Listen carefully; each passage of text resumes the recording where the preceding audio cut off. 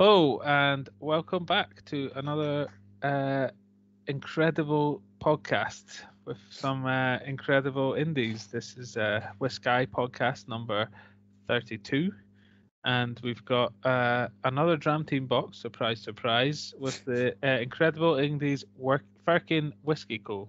Got a wee bit. Gotta be careful how you say that as we drink more. Yeah. Um, The card that came with this box says, for this very special edition, we've collaborated with whiskey industry legend Mike Collins to feature 6 exceptional releases from his Firkin Whiskey Co. and Spencer Collins labels. After a lifetime of innovation leading the charge on famous Diageo whiskies like Johnny Walker, Blue Label, and the iconic Flora and Fauna series, Mike continues to peak with the creation of these remarkable drams. Top secret, made to order, custom casks seasoned with soulmate wine pairings result in truly unique flavour profiles that you simply won't find elsewhere. A genuinely incredible indie. Cheers. Cheers.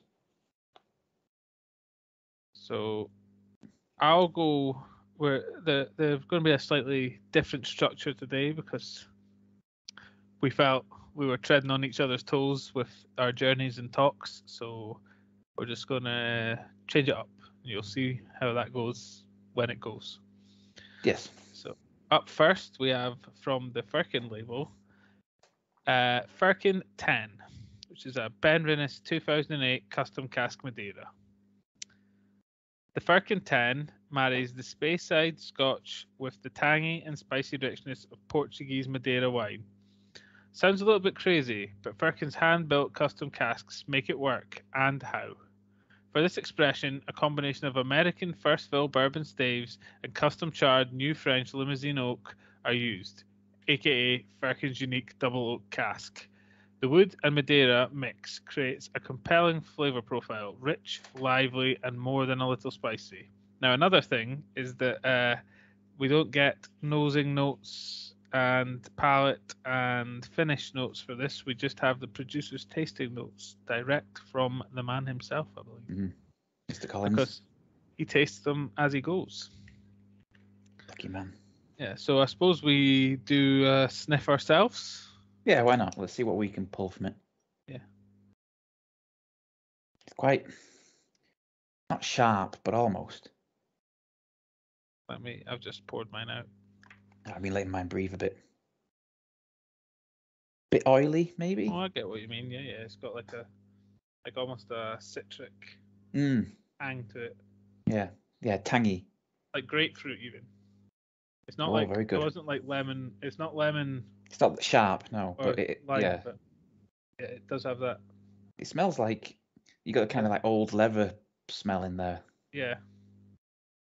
Yeah, it's sort of like blunting it off. It's like, let's go for a big fancy one. It smells like you've used a nice, summery scented furniture polish. Oh, you're playing dangerous game, bringing furniture polish back into the tastings. Yeah, but it's like more like it's an air freshener smelly one, like a I know what you mean. Yeah. Or like an oil on like for your leather. Yeah, a grapefruit. Okay, we'll go for grapefruit scented oil. Yeah. On an old leather and wood chair. Yeah. Yeah, well, let's try and make us tasting notes as a reflection of the fact that these are some really unique whiskies. Yeah. Let's try and make us tasting notes more like that. I feel like this is what you do is you find enough things that you can make a story out of it, and then you make the story. Yeah, there was someone that I did a virtual tasting with. She was like famous in the whiskey thing, and she was amazing at that. Yeah. I could just string it together into like a little narrative.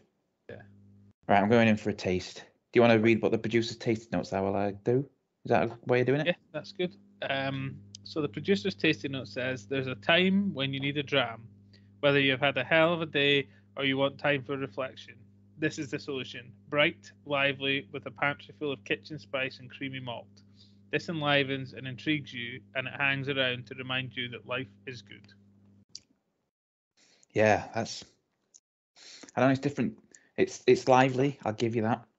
Starts off quite light, and then the spice does come through like mid palate, and it kind of stays in the warming finish. Oh yeah. There is quite a few different spices in there. That kind of leveriness kind of continues into the taste. There's like that. It's a feel more than a taste, I think. Like there's that smoothness of like a well finished, like a well maintained leather. Obviously, because poorly maintained leather gets crackly, but it's not a dry leather. It's it's soft and supple is, I believe, the word that people use. I was going to go for supple, but I was too busy drinking. Yeah, I was tentative on it because you could also, don't want to get cancelled like Jim Murray talking about supple thing. Right, a whiskey one, and we're already gloating. We've done it's a no against us. It also apparently happened last year. We just never found out. Yeah. So he's known for being secretive. Yeah. So how about the chair is carried into the pantry. Yeah, I like that. Full of spices. Yeah, into the spice cupboard. It's a big spice. No. But about like a spice rack falls onto the chair. In your drunken stupor from drinking whiskey, you knock a spice rack onto your chair. Yeah. You were trying to identify a flavour, and in doing so, you knocked the spice rack over. We're not very good at this whole narrative thing, are we? You should be. You've written a book. Yeah, but it's a crap book. That's probably why. I own a copy. Yeah, no, fool. I believe I probably still owe you money for that, but then I think we worked out that you owed me money for something, and it kind of all just worked out. So it's just payment for your friendship, isn't it? That's what it is. Yeah, the chair resides near an abundant spice rack. So there's spiciness, there's lightness, there's that kind of leveriness, but we're keeping that within the chair. Is there anything else? It's got like an interesting. It's sort of dry. I'm guessing that's the wine, but. Yeah. Okay. The chair resides near an abundant spice rack.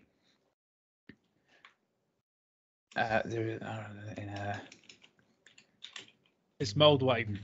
With spices laying heavy in the air, while you enjoy a nice dry wine. There you go. I was going to say it's just mulled wine. There you go. That's the spices and the wine all together. All done together. It's not really mulled wine though, I don't think. No. That's more of a sherry. Cinnamony. Yeah. There's no cinnamon in that. Right. Let me move. So you ready? Have you had yours? Yeah. It's very good. Yeah, it was very drinkable, very quaffable. Yeah, good to start. Yes. Where do you want to pin it?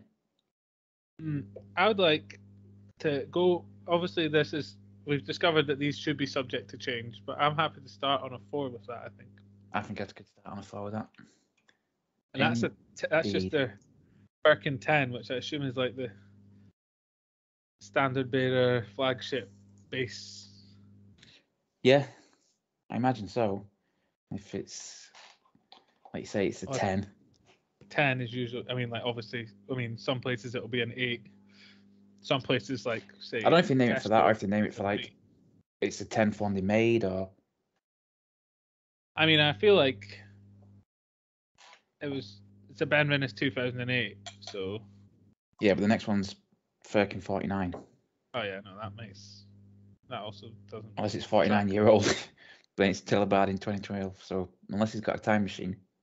I'm pretty sure that the card for the next one is going to let you know why. Yes. So on that note, I'll introduce us to his next one, shall I? Yes, that'd be good. This is, as I said, the Firkin 49, Tullibard in 12, custom cask, Oloroso, and Amontillado. Those of you who like Edgar Allan Poe have heard of the last one.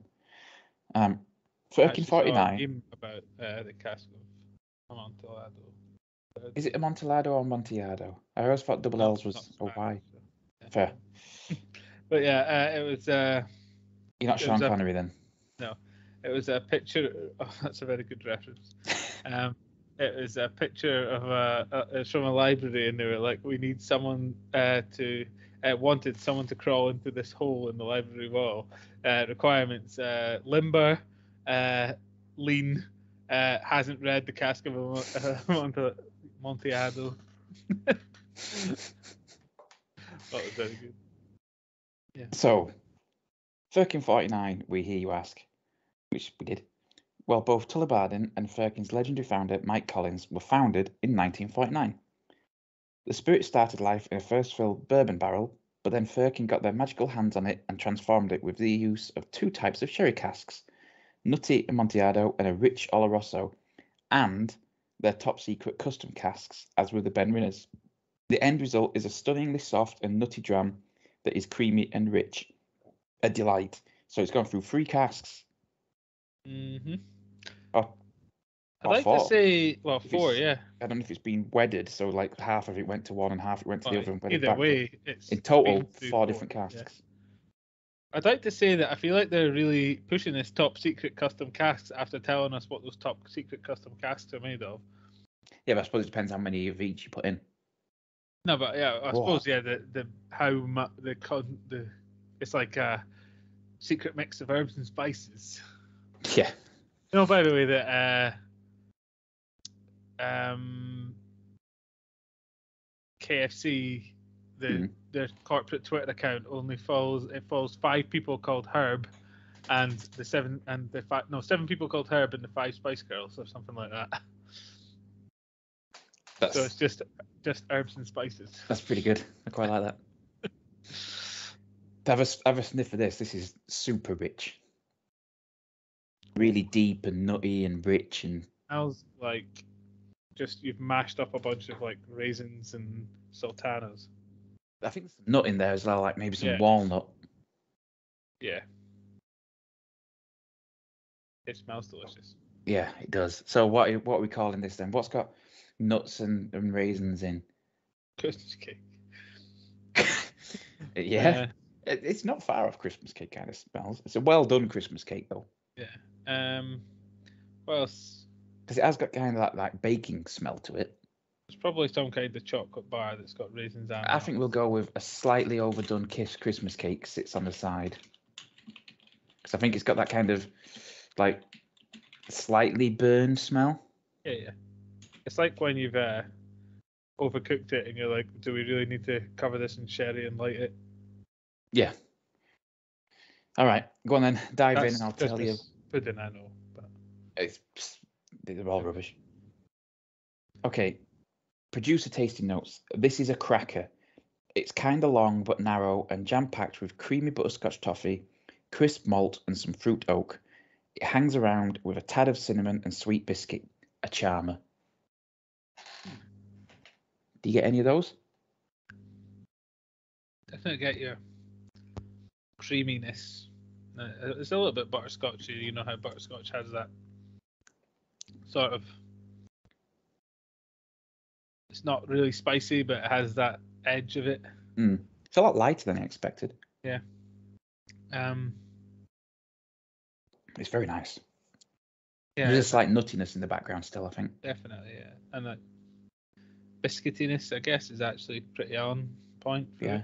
Yeah, that's the maltiness, I guess, isn't it? Going through. Like... Kind of long but narrow. I think long but narrow is actually pretty good. It is a straight down the middle of the mouth, like not bringing my cheeks in. For something that's been aged in 2 sherry casks. Yeah. Very odd. Although it was then put into another cask.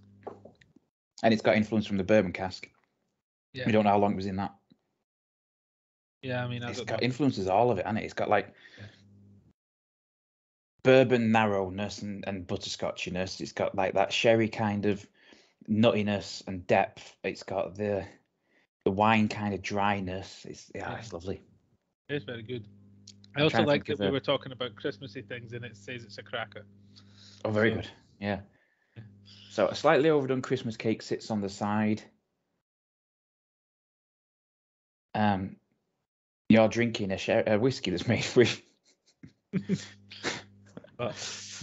Yeah, you are drinking a whiskey. You're which drinking is Firkin 49. which has creamy butterscotch, coffee, crisp malt, and some fruit. Yeah. What would you say? How it? Go on. I'm having to have a little think on this one. Mm. It's got less obvious flavors, I would say. It's more More sort of blend. Yeah. You know what you can say? smooth. Yeah. I wouldn't, because that's not what I mean. But Yeah. It's hard to think of something it tastes like. Mhm. You know, like maybe because it's so unique. Yeah, it doesn't even taste like another whiskey that you could. No, I'm going to say you've had a lovely bourbon, then a nice sherried whiskey, and now you're enjoying a wine cask finish. Lucky you. Brackets drunk you. I mean, it's all of them, innit? Yeah. Combined into one. I told you I bought a wine cast finish because it was like 20 quid in my local co-op, didn't I? Yeah. Which one was that again? Oh no. Slip your mind. Yeah. It'll come to me. We don't have to stop the podcast till it comes to me. No, don't worry about it. I was just getting a quick swig of water and washing out my cup. Oh, I've not quite finished mine. Yeah, I really like that one, so I went straight through it pretty much. So let me know when you're ready to give that one a score. Just Yeah, sorry, I'm not trying to rush you, but hurry up.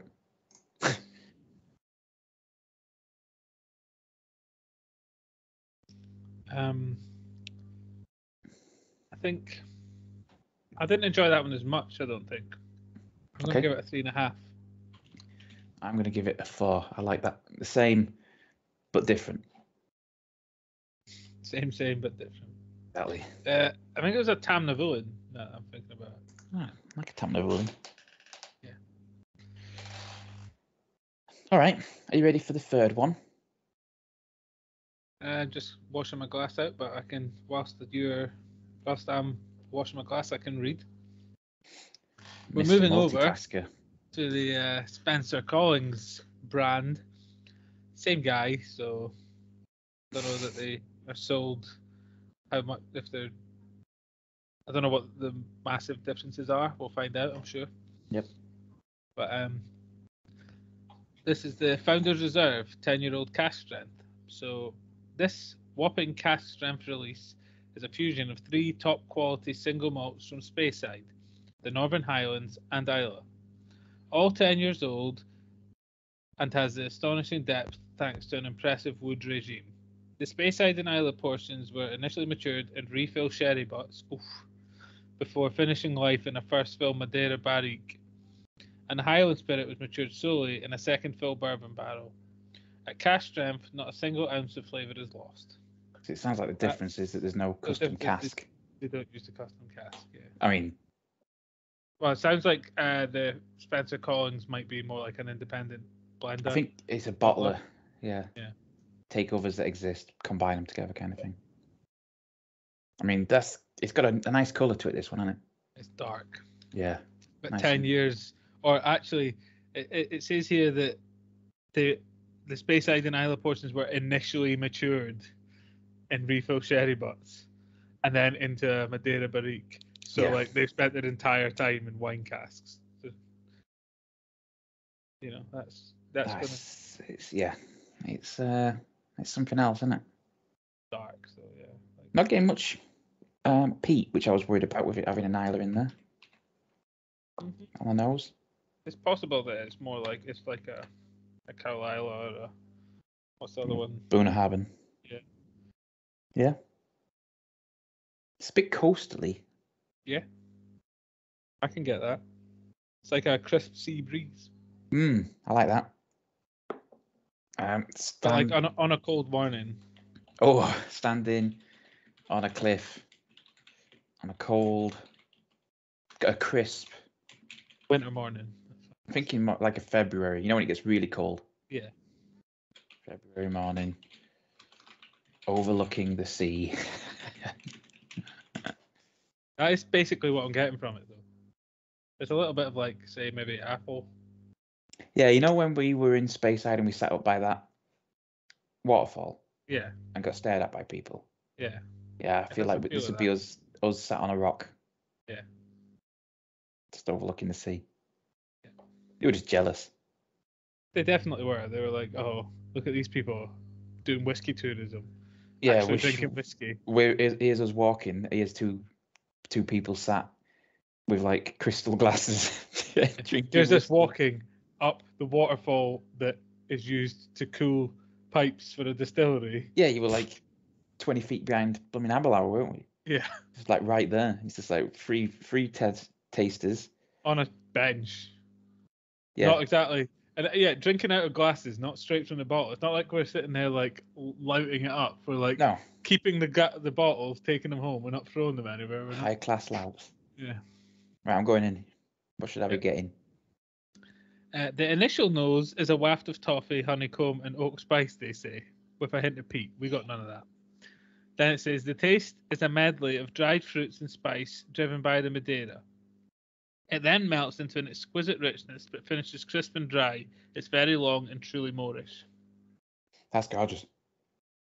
It's spicy. It's wide. It's a wide mouthfeel, but the spice comes like right down the middle, right down your tongue at you. But it's like you know, like a cinnamon swirl, that kind of like pastry just absolutely soaked in like not oil, but like flavoring, whatever it is, cream or whatever they do when you get like that kind of puff pastry or whatever. What is it in a cinnamon swirl? I know what you mean. It's just like very, very, very buttery, isn't it? Yeah, you get pastry, but it's like being soaked in like sauce or whatever, but it's still crisp. So you can still get the pastry, but you get all that kind of like caramelized sugary sweetness. Oh, like the bit in between a cinnamon swirl. Yeah, like right in the heart of it. Yeah, that's like all full of cinnamon paste. Yeah, the best bit. Yeah, it's just that. To me, it's pastry and cooked sugar sweetness, so not like sickly sweet, like caramelly sweet. It's lovely. It's got a bit of spice on it as well. It does. That's just really nice, though. It does very much what we are enjoying on our cliff. A cinnamon swirl. I think at this point, you've retreated from the cliff and you sat in like a cabin. In a warm cafe. Yeah, and there's like the wind is kind of whipping at the walls, but you've got a nice big fire going. Yeah. Yeah. Move to a cabin. I'll give you a cafe. Yeah, move to a cafe with a nice big fire while the wind. It's a nice cafe. It's like the cafe at Glenfiddich. Yeah, like a proper heavy stone one. Yeah. Yeah. Or like I don't know if you've been actually. You probably haven't. I was going to say like some of the ones up at like John O'Groats, but why would you have? I haven't been that far now. Yeah. I've been the opposite end. I've done the Lizard. I've only been twice, so like, why would you have been? Yeah, well, the only times I've been to Scotland is work and meeting you. Yeah. While the wind whips at the walls, and you enjoy a nice cinnamon swirl. Now that I've drank some of this and my mouth is full of the slightly dryness and the flavors, when I sniff it, it does smell slightly less like a cold sea breeze. It's warmer now, isn't it? I'm getting more of the notes that they say. I think we stick with what we got, though. It was his first impression. If you do it in the order that people say to do it, I'm guessing what happens is when he's doing these, he's probably having a few at a time. He's probably already on the roll, hasn't had a glass of water. I'm saying this like he's not an absolute expert of the trade and knows exactly what he's doing. Yeah, just trusted to do all these brands, but actually just a bit of an alky. Just like opens the tap. All his casks have got taps in them. He just opens it, puts his head under it, and he's like, "Oh yeah, it tastes like honeycomb." Oh, just inhaled a little bit where it went down the wrong way. But it's still good. I'd be upset at the waste rather than the pain. Yeah. That's really nice. I was also reading, by the way, you know how we were complaining about Big Jim and his 4,000 whiskies in 365 days? Yeah. Not at all. He only drinks the whiskey for 5 months and takes 7 months to write the book. Oh wow! So 4,000 whiskies in 5 months. Yeah. So in 150 days on average. Yeah. 4,000. How many is that a day? It's definitely more than 20.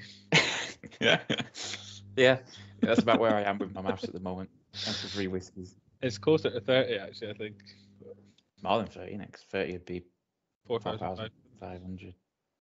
How many whiskies did we say you drank? 4,000. Yeah. Oh, I thought you said 5. The last one was a cast strength, right? Yeah. It's fine. You're an electrical engineer. You don't need to know about numbers.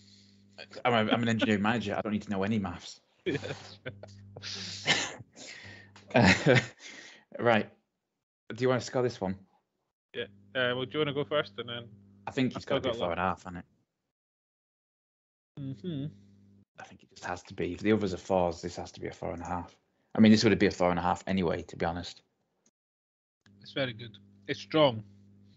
Yeah, lovely. And I think that's what caused, like, on my third sip, that's what caused me to sort of a little bit, and that, like, it hit my tongue, and my breath just sort of. It took your breath away. Tiny little inhale, and but with a mouthful of fumes, that's not the best idea. Oh, it's lovely. It's coming back on me a bit, but it's like in the best possible way. Yeah. Right. So instead of doing whiskey talk. Josh's journeys. Journeys. Yeah, we thought we'd combine it, as you've previously stated at the start, because we're kind of exploring those themes as we go through these drinks anyway. We've pretty much been on one theme. Yeah, and also it being a very, very specific theme. Yes. Like, this isn't really, I think we said, an independent bottler or an independent, blender as far as indies go. This is something else on it's top something of that. Completely unique, and it's massively interesting. As something that if you got any interest in whiskey at all, you should look into yourself. So I'll try and give you the kind of top level overview of what Firkin is and why it's different, and we've probably kind of covered most of it already, but I'll just quickly go through, and then if you do like your whiskies, go and have a look. It's on the website, to be fair. It's not hard to find. I just downplay all the research I've done. Do your own research, I'm sure you Karen. did some additional. I'm sure you did some additional. You're always good. No. And also the real reason is we don't have as much time this recording as we normally would. So. And we're behind, so we have to do this one quick. So yeah, we've got a friend who's waiting on us, and they're not very nice, and they'll be mean to us if we're late. And they'll definitely listen to this and let us know when they hear this. Yeah, we put that in there because we know that they support us in everything we do, like a good friend. So Firkin, as my learned colleague previously stated, Firkin was founded by Mike Collins, who was basically a superstar within the whiskey world. He created Johnny Walker Blue and Green labels. He created Cardew. He created Royal Lochnagar, and a whole host of others, Flora and Fauna. There's like 4, 5, 6 others that he's done. Ridiculous amount. He worked in whiskey for about 40 years, and then sat having a dram in a Tokyo whiskey bar. He's struck by a bit of inspiration, and he decides, you know what? I reckon I can make a single cask, single malt that nothing else that's been made currently, just completely different. And that's where Firkin comes from. So Firkin, it's a bit quirky, it's a bit different. It tries to cut straight through the pretentiousness. If you look on its website, it's very much kind of like you enjoy our whiskey, how you enjoy it. And they're trying to get down to the kind of like, not the science of it, but the magic of it almost. Yeah. And they do a lot differently, but one of the things, probably the biggest thing that stands out, is this custom cask. So every single Firkin whiskey is at least double matured, what they call double matured. So it's done initially in whatever the distillery put it in, generally a bourbon cask, as you know, with most whiskies, but it's not necessarily. Some are ex-wine cask, some are ex-sherry cask, all sorts. And then they are transferred into the Firkin custom casks, which are made from 2 different kinds of stave, a bourbon stave, or probably more than one stave, otherwise it'd be a really small barrel, and Limousin or limousine, however you pronounce it, oak staves with a custom char, and then a master cooper puts it all together, makes the barrel, and it's completely unique for that whiskey. And then those barrels are then matured or seasoned with what they call a soulmate wine, which has been picked specifically for the whiskey that's going to be going into the barrel to bring out the flavors that they're trying to bring out. So it's a barrel that's designed for it. It's seasoned in a way that's designed for it. And then it's aged, not for a specific amount of time, but every 6 months, Mike himself tastes the casks or the whiskey in the casks. He doesn't like lick the outside of the cask. He might do, but he also tastes the whiskey in the casks. Try to get back some of the angel's share. Yeah. Like shaking his fist at the heavens. And it's when he decides that it's ready, it's ready, and that's when it comes out. And each one is a single cask run. So that's it. That's why. So when it's like the Firkin 10, it also is then Benrinnes 2008 custom cask. Exactly. Madeira. That's it. You get just 1 cask. So however many bottles you get. So they might have a different Firkin 10. Yeah, maybe. But they usually get like 300 bottles. What I mean is that the names maybe not always going to like I assume that the Firkin Isla, when they run out of their Kyle Isla cask, they'll get another. Yes, I would assume cask. so. Or maybe they already do. Maybe there's like 3 Firkin Islas. Yeah, maybe. We're not. This is why you've got to go and look into it in depth yourself. You see, we're not here to hold your hand the whole way, just to give you that little nudge. Someone says, "Well, don't we know a Master Cooper, at least until he's married?" Oh, yeah, yeah, we do. Once we've got him to like pick up his destiny. Yeah. Instead of like a sword or whatever, it'll just be a barrel that he's got to pick up, and then the knowledge will be like Donkey Kong. Yeah, yeah, like Donkey Kong. I wondered why he was terrified of plovers. Now we know. Apologies for my dog. He just wants to be involved in the podcast today. He's a special guest star. Yeah. He's probably telling me to hurry up because I want to drink more whiskey. So I understand, Bear. We'll get there. A couple more bits. So yeah, basically, completely unique barrels, completely unique aging process, completely unique how they season it, how they choose things, and it's all basically, you know, if there's very few people in the world who could do something like that. Yeah. Who have the knowledge, who have the experience, and also who have the pull. Yeah, I was going to say, I think one of the major things. Also, one of the major things would be to be able to get enough backing by distribution channels to. Yeah, I mean, if we went to a place and like we're going to buy that barrel and we're going to age it and release it under our own brand, they'd be like, "Yeah, no, you're not." And then if we were like, "Oh, we're also going to we're going to season the casks and all this stuff and use a special fancy cask that only I know about," they'd be like, "Sure, yeah, okay." You can pay for the barrel, but if you try and release it with our name on it, we'll kill you. Yeah. So exactly. So there's only probably like maybe even only one person who could do it, given this guy's experience. Definitely very limited. Yeah. So if that's not, you know, enough of an inspiration to get you out there, to get you trying more whiskies, to get you involved in the whiskey industry, just bear in mind that, you know, in 40 years, or 40 minus however many you've currently been drinking whiskey, you too could be drinking from a cask every 6 months and calling it a job. Yeah. So that's, to be fair, that's a good retirement. That is a good retirement. What so there you go. I don't know. I just have a farm of whiskey. Can you imagine like if you're a potato farmer and you had to go out every like week or whatever and taste your potatoes raw in the field? Yeah. Yeah, they're ready for chips. Oh, this one will make a good mash. Right, are you ready for whiskey number 4? I think it's my turn, isn't it? It is, yes. So, as you previously stated, this is the Firkin Isla. It's a Cowl Isla. Also, you know what's annoying? How is it Isla, Islay, and also Cowl Isla, Ila? I think Carolina is an anglicized spelling. Right. So it's a Carolina 2010 custom cask Masala.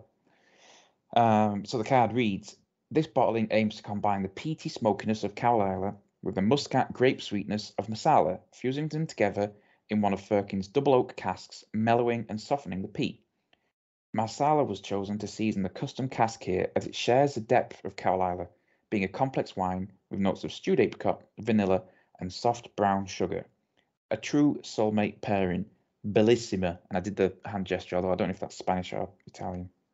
Was it like a hooked fist? It was like the chef's kiss, but Yeah. yeah. That's stereotypically, yes, that's Italian. That's Italian, but I don't know if Marsala is. I think Marsala's Spanish, isn't it? Oh, you might be right, yeah. Marsala, I think, yeah. Sounds Spanish, but is bellissima Italian? I would have said so, yeah. Yeah. Let me check this to make sure that if I'm stereotyping, I'm at least stereotyping the right people. I wasn't thinking about the wine. I was thinking about bellissima. No, Sicily. Yeah. There you go. Oh, Marsala from Sicily. Yeah. All right. Well, there you go. Like crime. Oh, crime. Before people left Sicily, there was no crime anywhere else. Yeah, exactly. Everyone was like, "Oh, we best obey the rules," and then some Sicilian came along and was like, "Hey, what if we don't?" Yeah. And they were like, "Yes, that's a good point." That's my Sicilian impression. It's like a really strong. I suppose it's like a stronger version of my Canadian impression. Yeah. I mean, I've seen like what if we don't, eh? Yeah, eh? I've seen Sopranos, and they definitely hated everyone who was that exact Italian stereotype, but it's fine. I don't know if there is a branch of La Cosa Nostra in Wales, so I think I'm probably okay. Yeah, no, I think we've probably got sent away. You know, I don't know if you remember that pot noodle advert when they said that Wales broke away from Italy, and so in Italy they have spaghetti mines, and in Wales they have noodle mines, and that's where they mine the pot noodles. It was a very bizarre advert, but yeah. But it goes back to that thing in like BBC when they scammed everyone in like the 1950s for April Fools by showing a picture of like people harvesting spaghetti from the trees. Mm-hmm. And because it was such like a weird thing to Brits, you know, spaghetti, people believed it. Like we've never had dough before. Yeah. But they were like, well, spaghetti, some, you know, they didn't have like foreign food or whatever back then, did they? Yeah, no. It's kind of crazy to think that like really nowadays what you would consider British cuisine is like really global cuisine. Like I like the description of the British Empire as basically we went around conquering the world for spices just to eat none of them. Yeah. And I was like, yeah, that's yeah. To use them as dyes for clothes. That sums up. I think it's more of a summation of the English. I think Scots are more famously known for enjoying quite heavy spice. And the north of England, to be fair. Yeah, we are known for if curry's not hot, then like not Newcastle, Bradford. Yeah. They're kind of known for their Bradford, just outside Baghdad. Yeah. But you know. Yeah. And that was an insult at Leeds more than anything. So I do get peat on the nose on this one. Yeah, definitely. Not a huge, not like medicinal sweet peat though. It's more of a bonfire peat. Yeah, it's definitely more of the Carolina brand of peat, I think. Yeah. Yeah, maybe. So we're standing next to a bonfire. Yes. And then kapow, smoke, call the fire brigade. A big waft of peat and smoke. You only need to dig a bit. Card? Yeah. How dare you? We've got time limit. All right, yeah, fine. Go on then. Go for your taste and I'll go I just realised that we'd been waffling about curry. We had been waffling, so go, drink. Okay. Down it in one. Chug.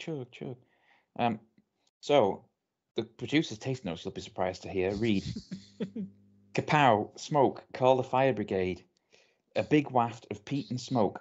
You only need to dig a bit for the malt and cream yolk which holds it together. This has everything. Big burning embers, smoky bonfire, and a tad of oak with peppery, lively spirit. So chewy and smoky. Very nice.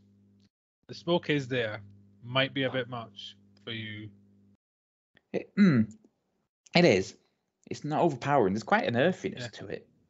But there's a lot of flavors that come through. The smoke obviously is the thing that lasts at the end, but it gets very peppery before that. I think the earthiness lasts more. Maybe that is the smoke, but I think it is. It's just dampened.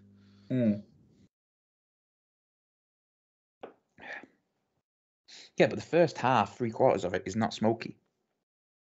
A little bit of spiciness, a little bit of sweetness, and then Very the smoke creamy. comes through, and the earthiness comes through at the end, and obviously lingers. Peat lingers. So I'm saying you're enjoying a toffee apple. Then your house burns down. Yeah. Yeah, I like that. Yeah, burns down. And then you need the little shrug emoji. Yeah, okay. Burns down. Star, shrug, emoji. You know the one, the guy that's like got his two hands up. He's shrugging like, I don't know. He's going back to his whiskey. Yeah. It's like that little girl smiling back at the camera as the house burns. She just got like Isla written on her.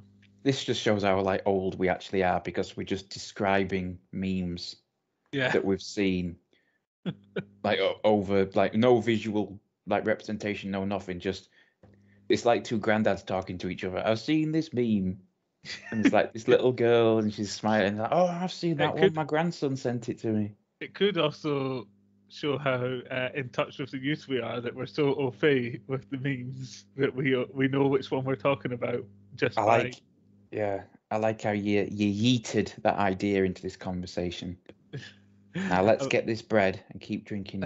I'm afraid to tell you, I believe that nowadays you yeet things and they go into the bin, so you have to be. But I thought yeet was just like you threw something. Yeah, it's been evolved apparently. Why does everything have to change? Why can't it just stay still? Now we sound old. Yeah. Can't keep up with all this nonsense. They moved the record button on Skype. Oh, they just move stuff on software though. They don't improve it. They just move it. Yeah, they change menu icons to 3 dots and then they move it back to the hand. And then there'll be 3 lines and then it'll be something else, and it's just who didn't like it before? Yeah. I miss when it said file at the top. Yeah, it made sense. I mean, file. File did not make any sense. That's where save should be. It's in your file. Why would it not be? Yeah, also, like a whole load of things in file do not need to be in file, and a whole things in edit don't need to be in edit. And then there's like sometimes it's 9 little squares or little circles instead. Oh yeah, that means that's usually for apps, Grandad. Oh, and then it's apps instead of programs now. Oh, that actually is annoying to me. It's like, apps. For you. Applications. It's like, no, you just call it that because that's what they call it on blooming iPhones. Apple. Yeah. Well, it's because Apple never liked calling them programs because that's what Microsoft called them. I think it's because that implied that they work. So then when they changed it to, obviously when the iOS came out and it became at the time, I think the most used OS in the world. And then I don't know if iOS has ever been the most used. Maybe when you put in mobiles. Yeah, maybe it is. I meant like iOS as in mobile OS, not macOS. Yeah, probably is. Yeah, and it's Android now, isn't it? But it's a bit unfair though because it's multiple brands, isn't it? That's what.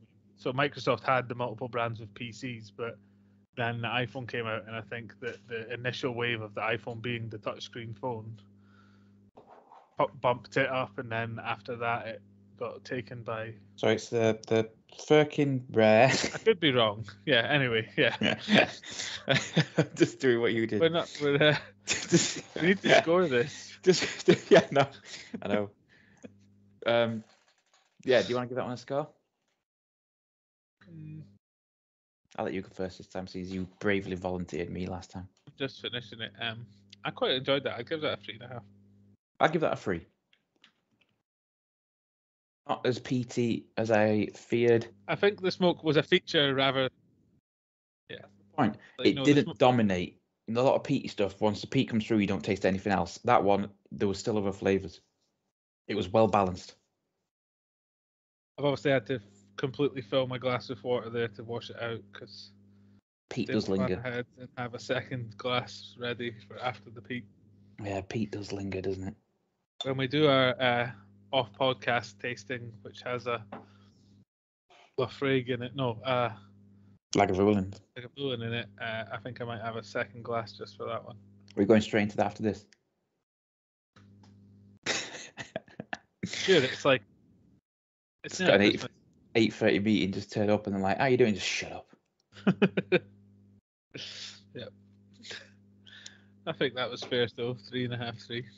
I think the smoke is a feature in that rather than the feature. If that. I would agree. Yeah. For free, for a peated one, it's quite strong for me. Yeah, that's what I was going to say. Do you want to tell us about the next one then? Yep, we're on, as you might have guessed from a little petty jokey segue we just had. It's Mad Patter, that's what we've got. Mad Patter. Yeah, Mad Patter. Yes. I'm keeping up with the Scottish youth now. I can't go any further on to still game patter, otherwise we'll be demonetized. So if we got monetized, yeah. Yeah. Hey, I got some more people. Yeah. I'll tell you about it afterwards. Okay.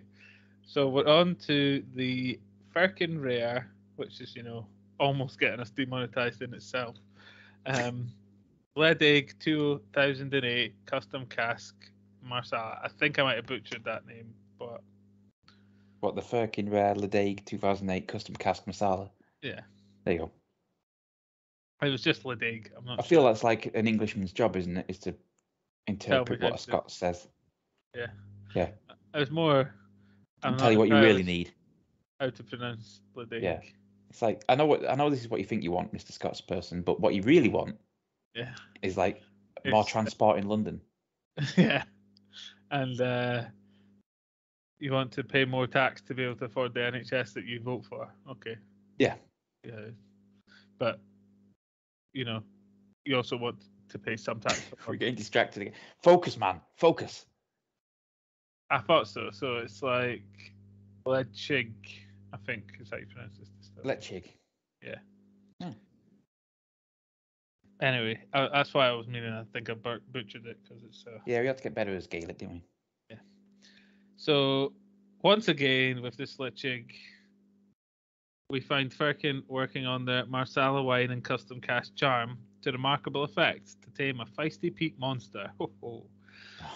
Hailing from Tobermory Distillery on the Isle of Mull, the style of smoke is noticeably different from Carlisle, but works every bit as well in combination with the sweet complexity of the wine. If you're an Islay whiskey fan, this might be the dram that converts you to island life, one that demands you mull over it at length to get most of the remarkable flavours. Very good. Very good.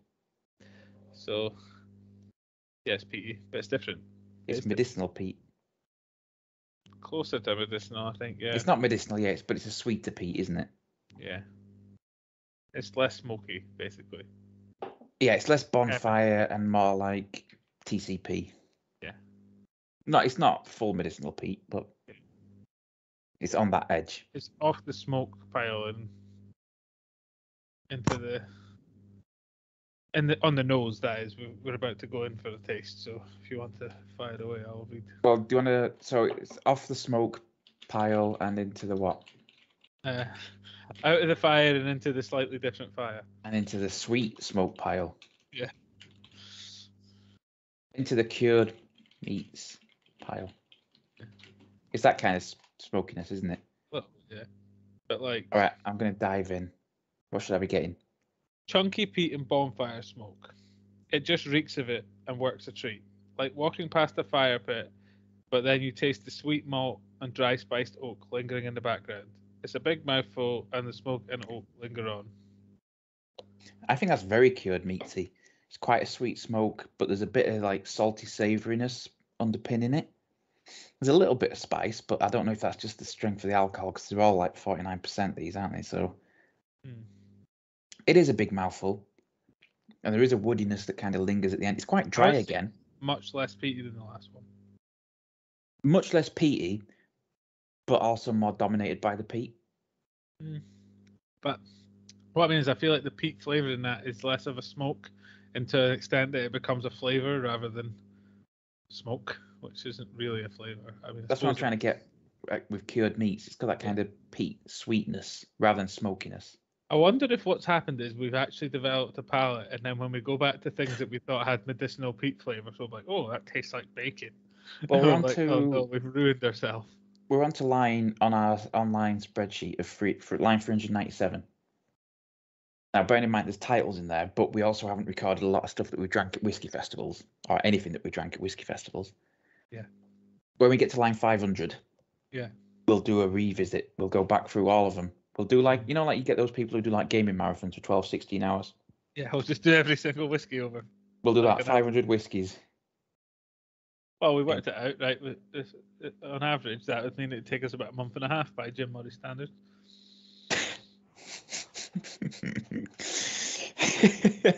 Yeah, but he's also got to like make offensive quotes for his book in that time. I could do that as well. Yeah, we can do that, but we're not doing it mind. Maybe I should imply that he's doing it intentionally. We would also not do it intentionally because he's not been found guilty of anything. It's all alleged. So internet. It's all internet rumor. His latest book sold really well anyway. So yeah, turns out apparently the people who drink whiskey don't really care if you sometimes compare it to. I don't know if that's true because you think about all the different podcasts and that we've been on of actual real podcasters. Yeah. It's been a lot of women in like influential positions in whiskey. Yeah, I know, but I think what I mean is that a lot of them will be like, he called our whiskey a sexy Canadian or something like that. Like, well, he can't. I think it's basically the ones where he implies it's like having sex with a woman and that. And I don't think it, from my reading of it, and this is only my personal opinion after 5 whiskies. He's just been a typical blooming overly enthusiastic like food and drink reviewer. Yeah, this is the problem, is that people who review flavors tend to try to make them sound like mouth orgasms. They just tend to be quite dramatic. Yeah. And quite, because they're the ones who are going to be successful because they make it theatrical, they make it entertaining. So, if you just like tastes like sugar. Yeah, if you just do our classic of apple, Smooth. oh no wait, orchard fruits, pear, citric fruits, dried fruits. Yeah, but then if you like, oh, it tastes like this like 34-year-old Norwegian girl that I met while skiing, and we did some things you wouldn't believe, and yeah. Pardon me. Yeah, did I sound like a bit of a playboy then? That sounded a lot like at least one of the reviews that you got called out for. Damn, I was hoping I'd sound like a bit of an international playboy, and you'd be like, "Wow, I didn't know you'd been skiing." I also don't know what whiskey you've had from Norway, but yeah. We've got an interesting one coming up next in the next podcast from a country we've not had from before. We do. I haven't checked the box. But we do. Do you want to get all about it next podcast? I will. I'm not going to spoil it here for those rapt listeners. Did you want to talk about the taste of this one then? Like put it into a flowery, house burning down, shrug emoji kind of sentence? So where do we start with? Off the smoke pile into the cured meats pile. It's very bacony. Yeah, rocky. Maybe not bacony. It's probably actually... Instead of beating a side of beef, it's ham. I could go with ham. I was going to say Drago is smoking a cigar next to you. Yeah, it's I would say it's like maybe like a sweet Christmas ham. Yeah, like you get those cured hams. Yeah, I know all ham is cured, but like you get those sweeter ones. Like a cola ham or something like that. You get like those honey ones. Yeah, that's sort of what I was on. Yeah, and or like a very sweet jerky maybe. Yeah, like you get those. Sweet biltong. Oh, what do you call? You get those because Jack Links do a plain one and they do another one. It's not like a. It's like a honeyed or like something like. But there's no one that's hickory like smoke. And... Yeah, hickory smoke is probably a good one. Yeah. For his American I know what you mean. Yeah, it's like that's what I mean. Is it's in that sort of. We're not going to beat Rocky beating a cider ham with Drago smoking a cigar. I'm fine with that. Doesn't describe the flavour at all. And when we come back to revisit it, like, the hell were we talking about? That's what's good about this box is we're doing something different, like the whiskey. Yeah. Have you got a score? Sorry, I was just cleaning my palate. See, I didn't like this one as much as the previous one, but I also don't think it's a 2.5. I'm going to give this one a 3. I think I'm going to have to give it a 3 as well. But one's like a 2.75 and one's like a 3.2. Yeah, exactly. So it's like, it's hazards of the scale. I would rather give it a 3 and match it with the previous one than give it a 2.5 because it doesn't deserve a 2.5. It's better than that. Yeah, that is fair to me. All right, time for the special dram. The pies de resistance. Exactly, as they say in Spain. It's amazing how funny I get after 5 whiskies, isn't it? Only so long as my audience has had the 5 whiskies. Yeah. Oh, I forgot to put water in my glass. That was a good job. I tried to drink the water out of my glass. Very clear water in Scotland. That's the problem. Oh, careful. It's all fine here. It's all fine. Is it my turn to introduce one? I think it is, isn't it? It is. Okay. So this is another Spencer Collings, and it's Imperial Tribute. Another dark one as well. Very. Only 300 bottles of this stunning whiskey were released, and boy, do they ever look and taste special. This exquisite dram is a blend of single malt whiskies spanning 4 decades. 10-year-old whiskies bring fruitiness, with older 20, 30, and 40-year-old spirit adding serious complexity. A secondary maturation in custom-made Madeira barriques imbues the whiskey with rich, sumptuous smoothness and an intriguing hit of honeycomb sweetness. Perhaps the best qualified dream dram we've ever miniaturized. And if you do order one of these Imperial Tributes, they bang on about how it's like in Italian cloth and something paper and all this, but every time you order it, you have to give your name because they put it on the blooming label on the bottle. Yeah. And they give you a certificate of authenticity. It's very fancy. Apparently, it was Mike Collings's attempt to make the ultimate gift whiskey. I see.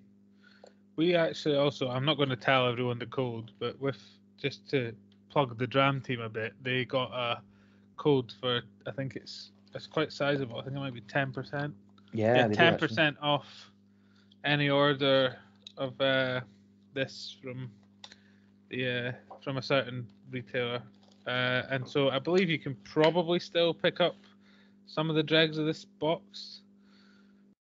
Yeah. Usually there's a couple left over that you can buy on the website. So if you head over there, maybe if you fancy trying an Imperial Tribute, you could get a discount off a bottle if you really like it. Also, if we send people if you tell them, we're sent here by a Dram Team, you might start giving us free stuff. WhiskAYE. If you sent here by WhiskAYE. Yeah, we're not Dram Team. Yeah. If we were Dram Team, let's not end in court. Yeah. Okay. Can't buy them out, boys, yet. Not that we ever would. When Chris... This is far too much work. When Chris founds a distillery, we're just going to start working there. Yeah. As like this one, tour guides. I don't care, as long as I can work there. I can be like the guy who's like the dangers of overindulging. Yeah. Just like drunk and shouting at people. Red nose. I could even be, when we went to Dallas Do and they had like the waxworks of like the excise man or whatever. Yeah. I'll do that. You can pay me less than it costs to get a dummy. Yeah. Fine. I'm getting a sort of it's like a rich smell, like yeah. What's the quote from Anchorman? My apartment smells of rich mahogany and I have many leather-bound books. That's We're going with that. We're going with that. Yeah, I'm getting that. Because an Anchorman quote is always a good. Yeah.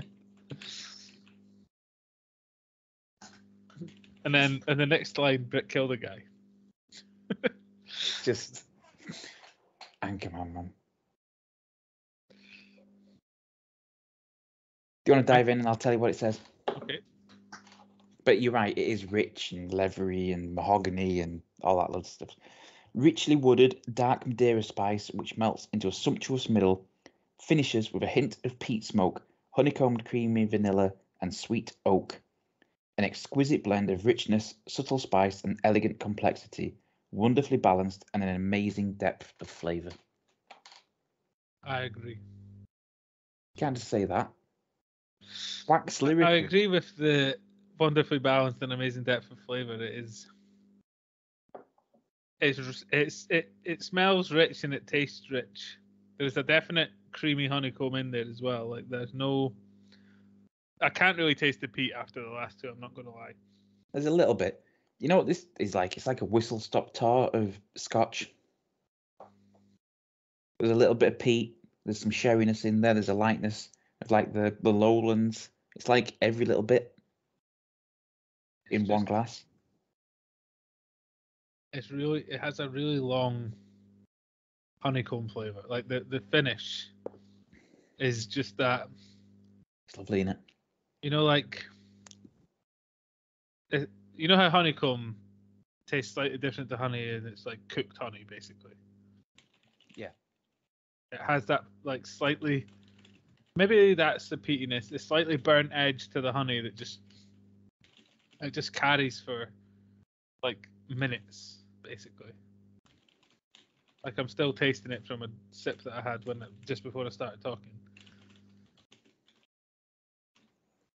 Yeah, I think that's fantastic. I'm trying to prolong. It's a shame it was only 10. Yeah, the end.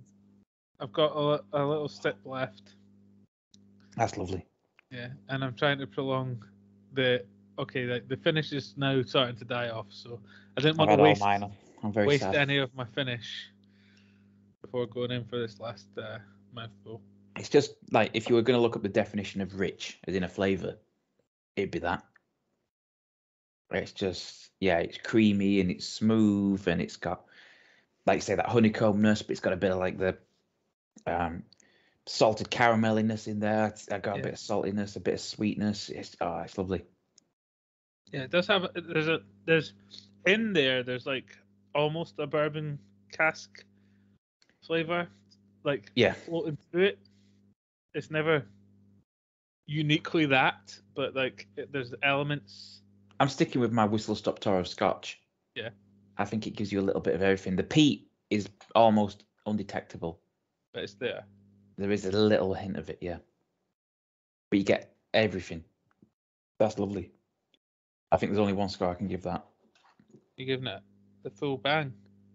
I can't give it a 5. Yeah, 4.5. That's what I was. I was like, if you're giving it a 5, then I'm.